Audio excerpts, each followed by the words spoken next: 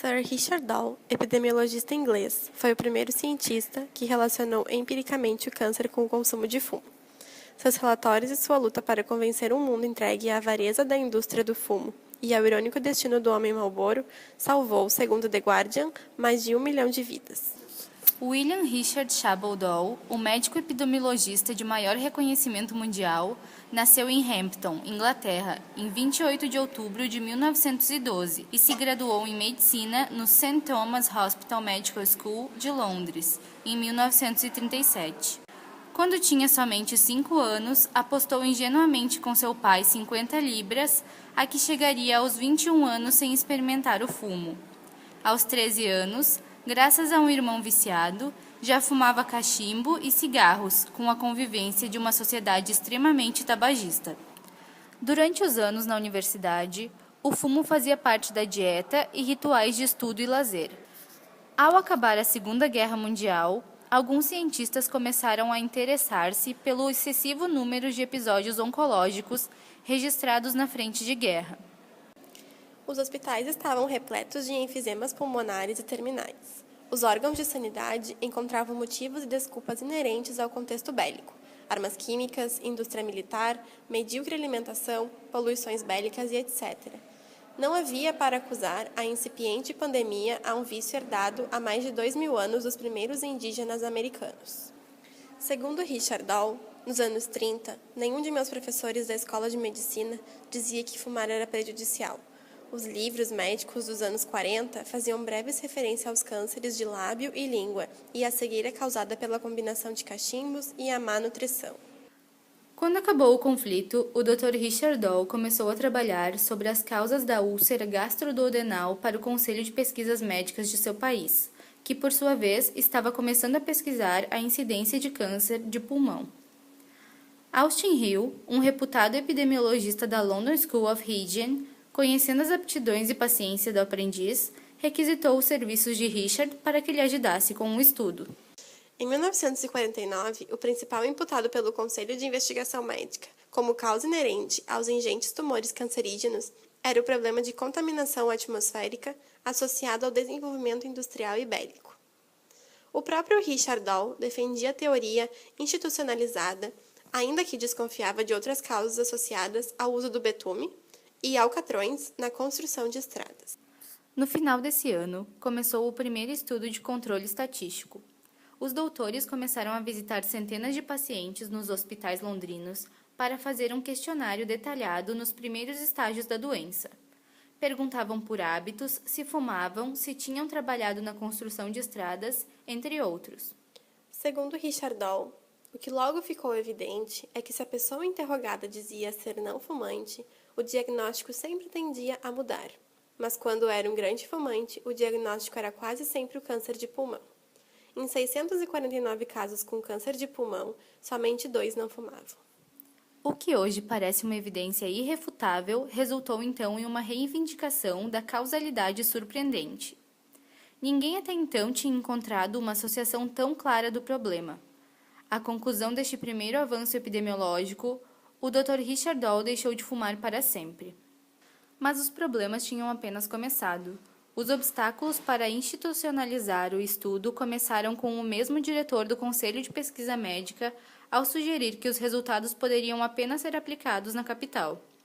Imediatamente, Richard Doll estendeu o estudo de controle a 5.000 novos casos em Cambridge, Bristol, Leeds e Newcastle, com idênticos resultados. Em princípio de 1950, com o trabalho completo, foi falar com Hugh Glegg, então diretor do British Medical Journal, que de imediato publicou seu artigo. Mas foram de novo ignorados pelos meios, o governo e sobretudo pelas indústrias tabageiras, dedicadas a fazer tudo para desmentir e ridicularizar todo o movimento na contramão do fumo.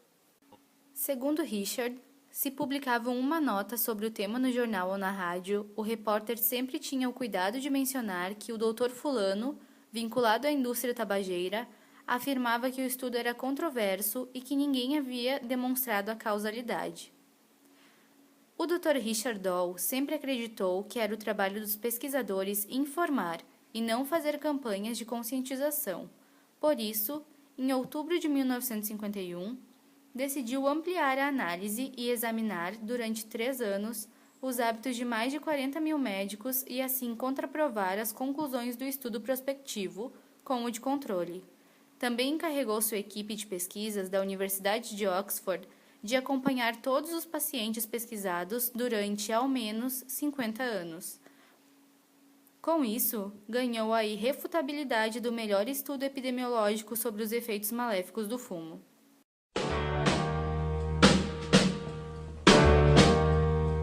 Devido à alta incidência de casos de câncer de pulmão e pelo crescente número do tabagismo, foi feito um estudo de coorte prospectivo para analisar a associação entre o hábito de fumar e câncer de pulmão, além da redução do risco quando a prática do tabagismo é interrompida. Os participantes foram escolhidos por ter ou não o fator em estudo, tabagismo, e foram acompanhados durante 50 anos, de 1951 a 2001.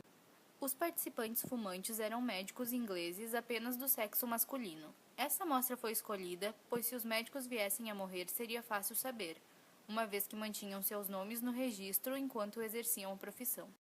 A mortalidade específica para a causa foi monitorada prospectivamente de 1951 a 2001. Foi realizado um questionário inicial sobre o hábito de fumar e um final em 2001. A amostra inicial era de 34.439 médicos ingleses, sendo que no decorrer do estudo houve muitas perdas por diversos fatores, como conduta não profissional, desistência ou residir no exterior. Dessa forma, 31.496 médicos participaram efetivamente do estudo, sendo que apenas 5.902 eram conhecidos por estarem vivos em 1º de novembro de 2001, e os demais faleceram antes dessa data. Uma alta proporção dos médicos que havia fumado em 1951 parou durante as primeiras décadas do estudo, depois de ter sido aceito pela profissão médica britânica que o tabagismo era a principal causa de morte por câncer de pulmão no Reino Unido. O que sabemos hoje sobre este tópico? Cerca de metade de todos os fumantes de cigarro persistentes são mortos pelo hábito, 1/4 enquanto ainda na idade média, de 35 a 69 anos. Após um grande aumento no consumo de tabaco por parte dos jovens, os efeitos sobre as taxas nacionais de mortalidade podem levar mais de 50 anos para amadurecer. O que este estudo acrescentou? Foi possível realizar uma associação entre parar de fumar e o aumento da expectativa de vida. Parando de fumar aos 30 anos, aumentava cerca de 10 anos na expectativa de vida, aos 40, 9 anos, aos 50, 6 anos e aos 60, 3 anos. Em média, os fumantes de cigarro morrem cerca de 10 anos mais novos do que os não fumantes.